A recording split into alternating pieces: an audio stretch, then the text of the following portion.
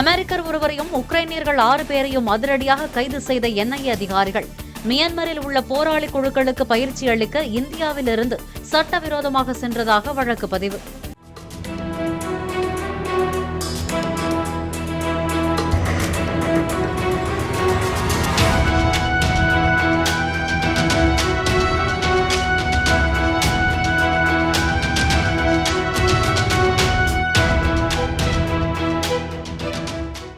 Play store மற்றும் app ஸ்டோரில் இருந்து பாலிமர் செயலியை QR கோடு மூலம் பதிவிறக்கம் செய்யுங்கள்.